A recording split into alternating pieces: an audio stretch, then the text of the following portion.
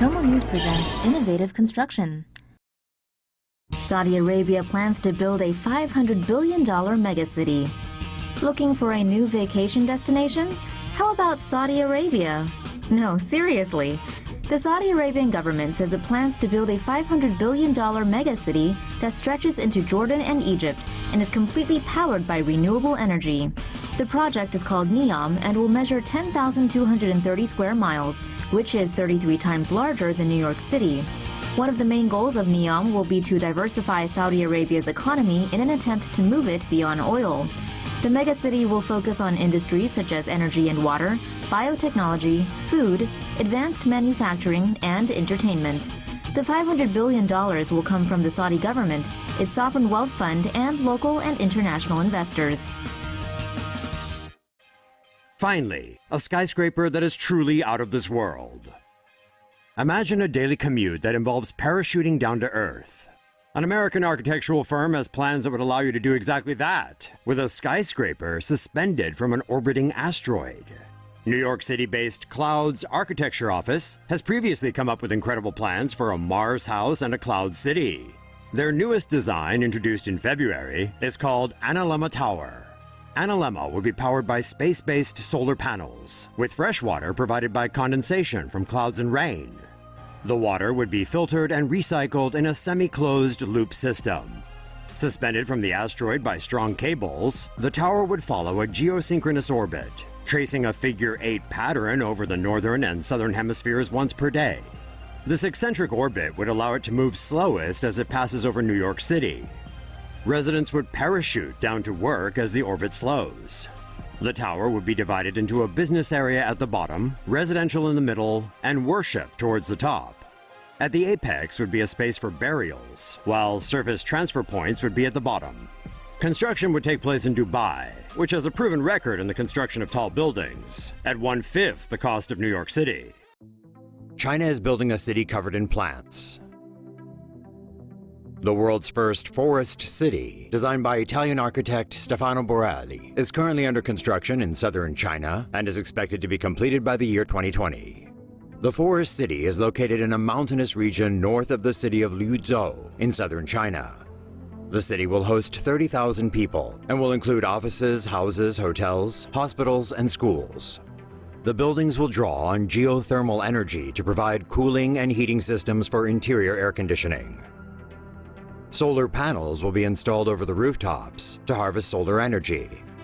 A total of 40,000 trees and almost 1 million plants representing over 100 species will be planted on building facades, in parks, and on city streets.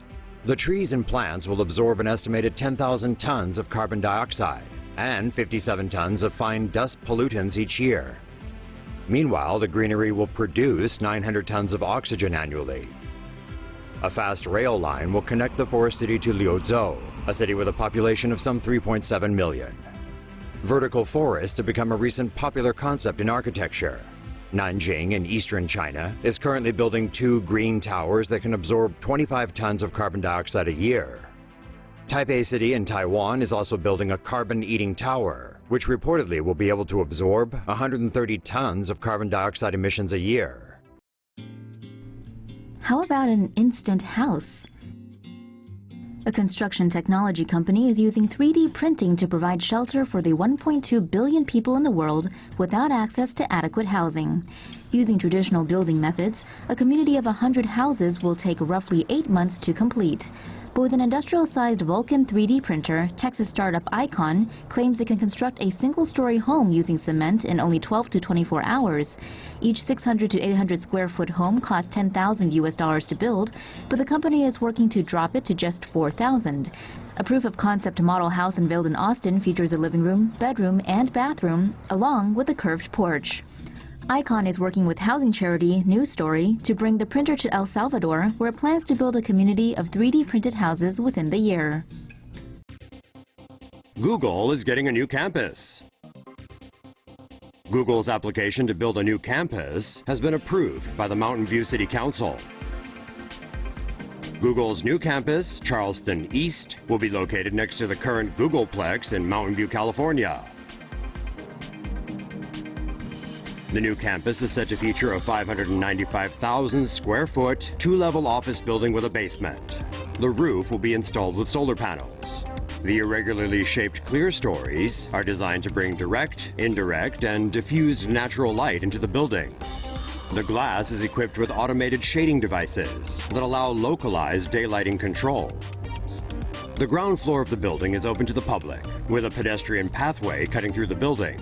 Visitors can enter the building to dine and shop in the same restaurants and shops as Google employees. The new campus will also feature a plaza for the public to relax and enjoy performances. The second floor of the building will be used as office space for Google employees. The new building reportedly will hold up to 2,700 staff members. It's expected to be completed in late 2019. Design for another major London skyscraper revealed. Plans have been unveiled for the construction of a skyscraper in the City of London, which would match the height of the city's current tallest building. A skyscraper to be named One Undershaft will become one of the tallest buildings in the historic centre known as the City of London, which is north of the River Thames.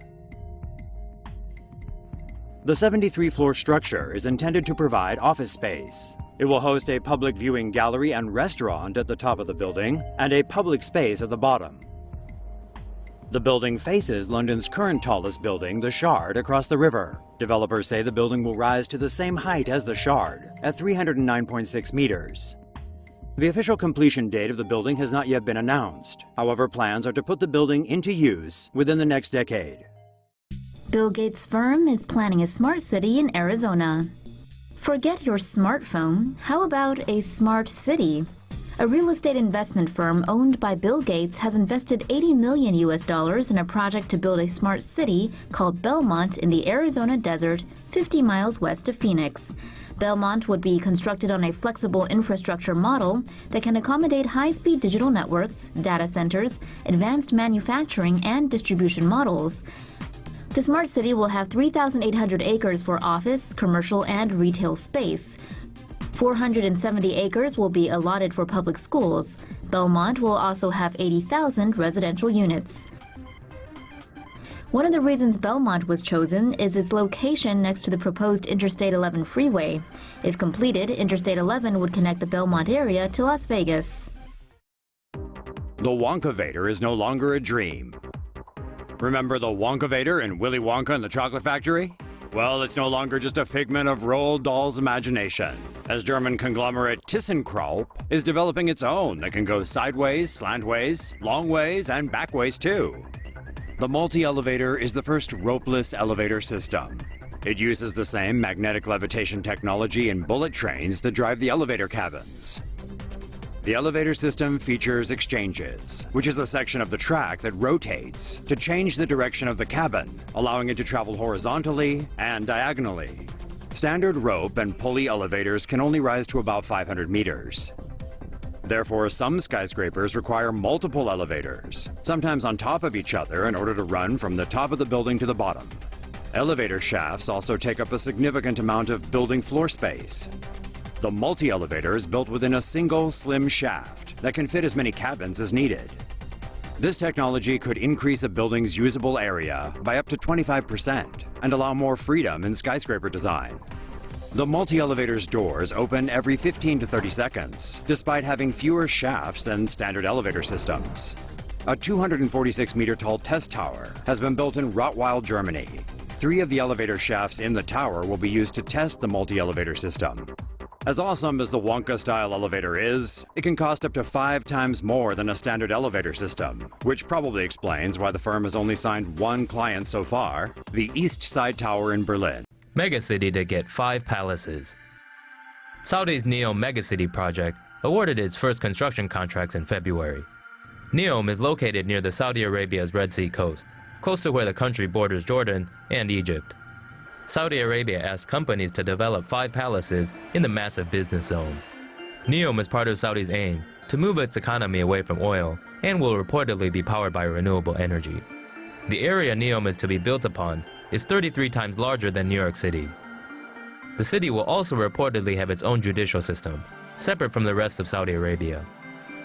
Google's new Silicon Valley campus.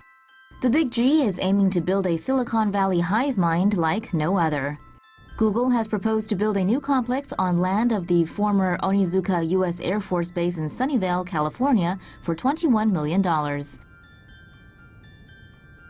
If approved, the company will construct new offices that'll include 2 large buildings.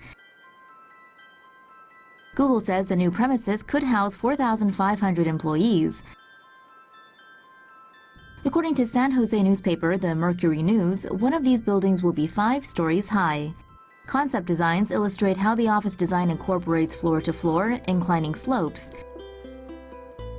The Mercury News reports this will allow workers to get from floor to floor via walking, cycling, or rollerblading. Guess the architects forgot to Google stairs, huh? The project is called Caribbean after one of the avenues the offices are built along. If their proposals get the go-ahead, Google says workers would be in the buildings by 2021 at the earliest.